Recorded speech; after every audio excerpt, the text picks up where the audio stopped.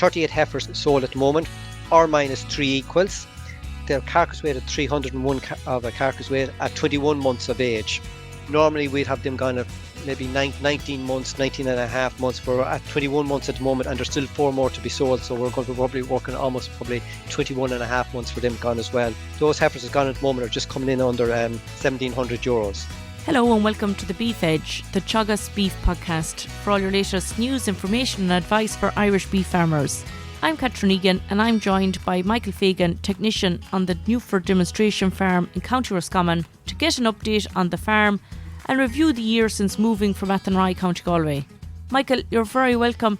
It's been a year since Newford farm moved to Roscommon. How has the move been? So Newford now is made up of 2 farms going forward. The home farm is made up of 55 hectares, and in that 55 hectares there's some rough ground and rocky ground. So there's 48 hectares of that which is farmable. And the outside farm, it is made up of 19 hectares, and it's also on a 7-year lease. It is an ex-beef farm, that second farm as well. And in that farm there's a 3.5 hectare of a turlock in it. So in fairness, there's only probably 2 months of the year or 3 months of the year that we can actually graze that. So our 19 hectares is reduced down to 17 hectares on that farm. As I said, it's about 14 minutes from the home farm, and there's a four bay shed there on that farm as well.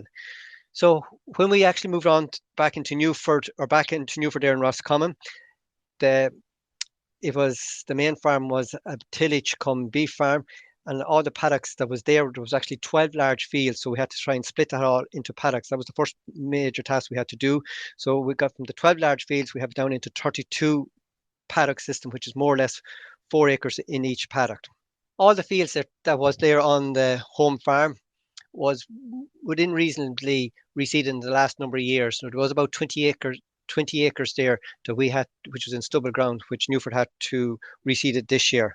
And we by reseeding that, we put in the top 5 index, which is a high quality intensive grazing, which the seed varieties we used was Abergain, Aberchoice, Ballintroy, Ballinvoid and Buddy Clover. So on Newford itself, there was about 70 acres reseeded also on that farm as well. And in that we also put in 2 paddocks which reseeded, or multi-species.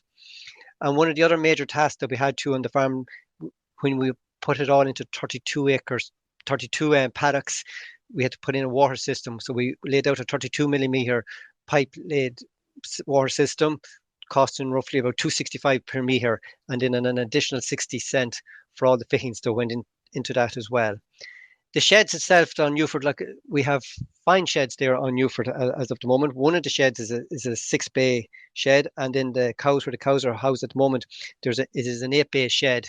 And at the back of that 8 bay shed, there is a long kind of storage facilities that we can bed down if we actually hit very, very wet weather. We could bring in stock early in the year and bed it down if needed to be. It is capable of holding up to at least 100 animals, no problem.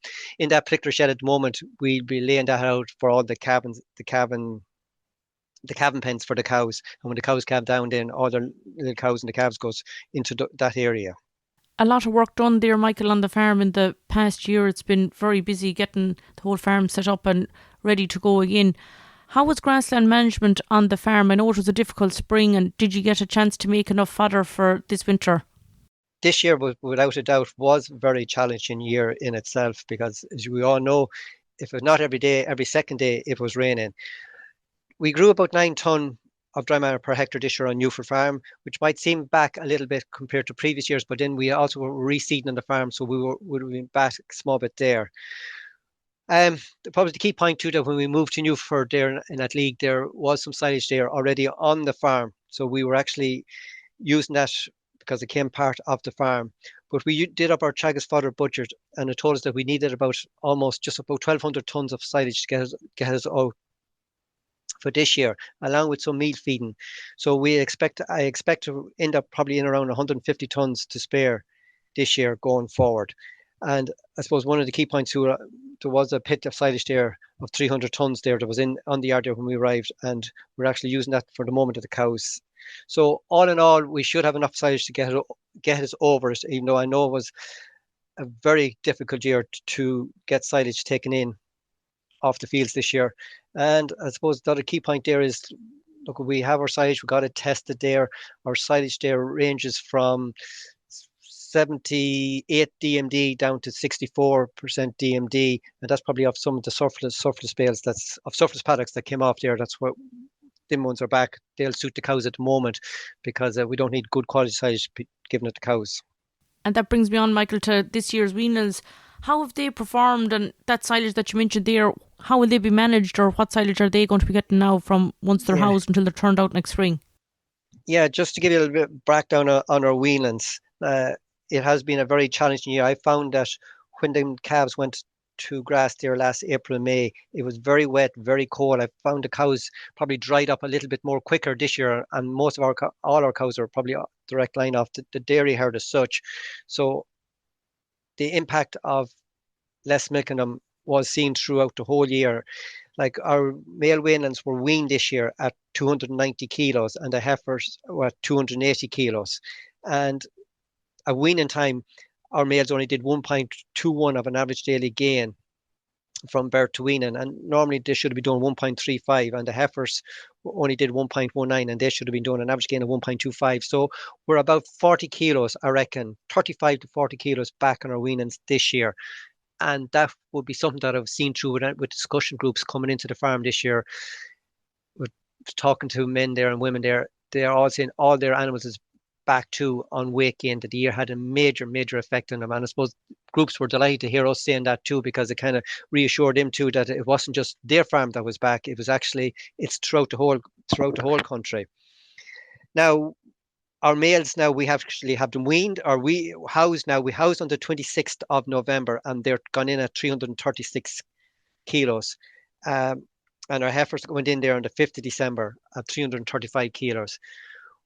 Probably the back end of the year this year was exceptionally well, and probably that was the saving grace for a lot of farms this year, that we could keep stock out, because if it's a thing that farmers would have struggled to have enough of silage going forward for this year. So the good October, November made enough difference.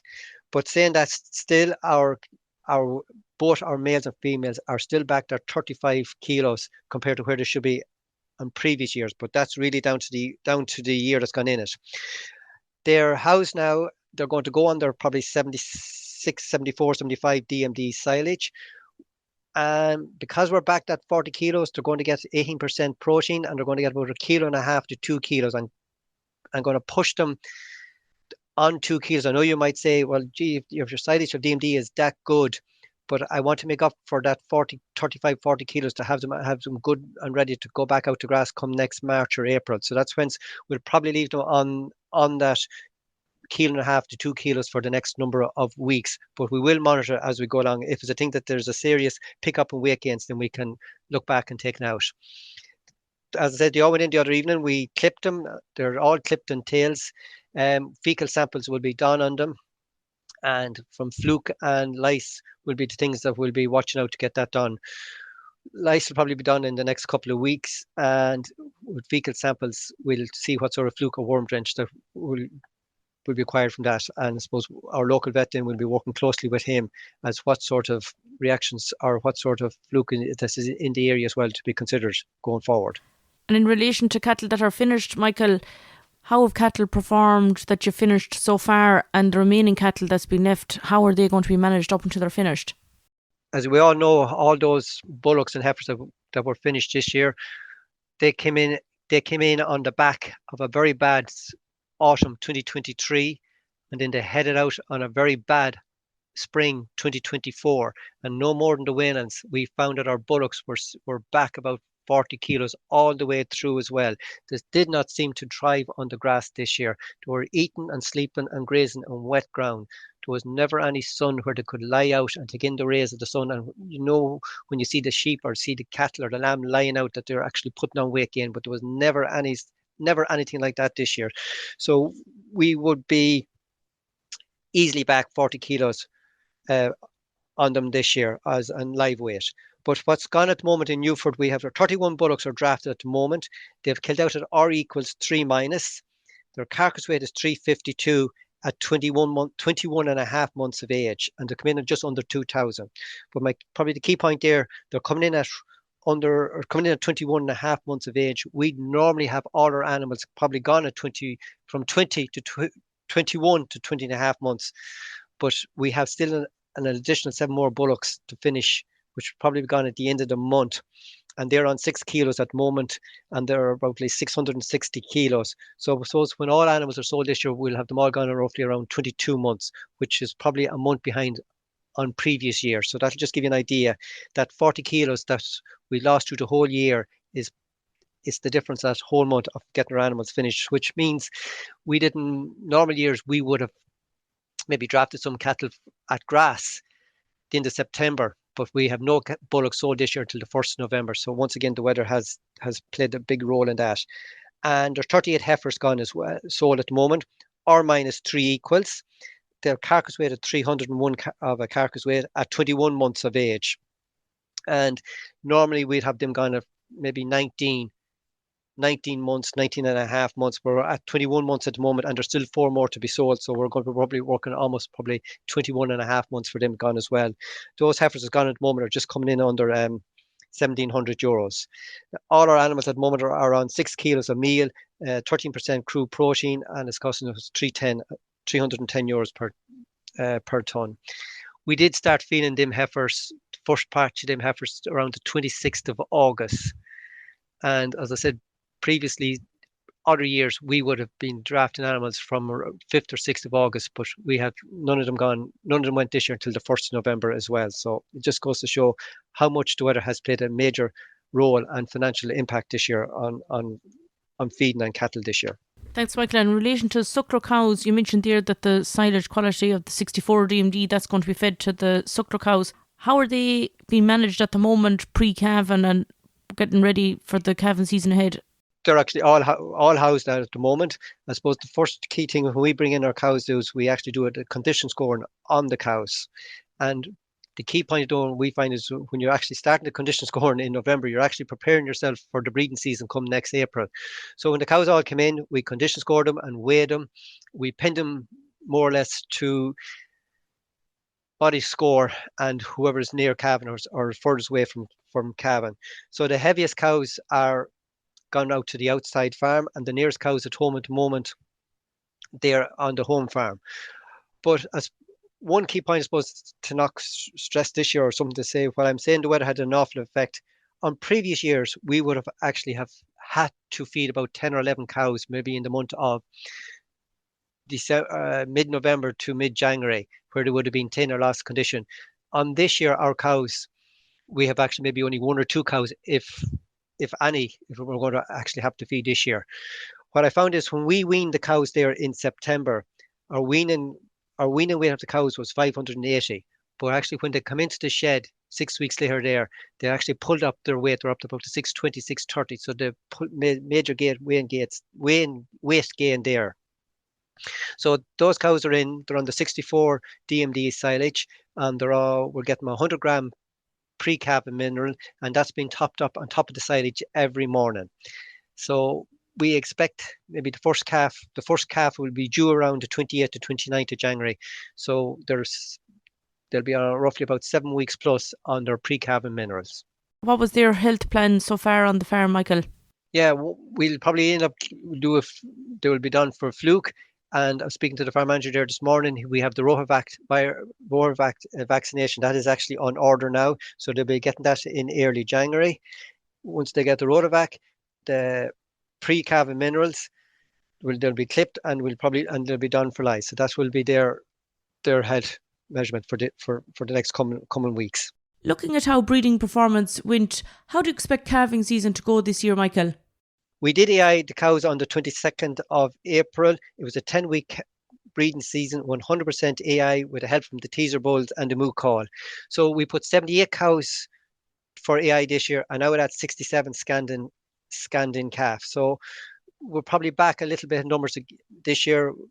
That's 11 cows. We should be only back about maybe 5 or 6, but I'm putting that back down to the weather then again.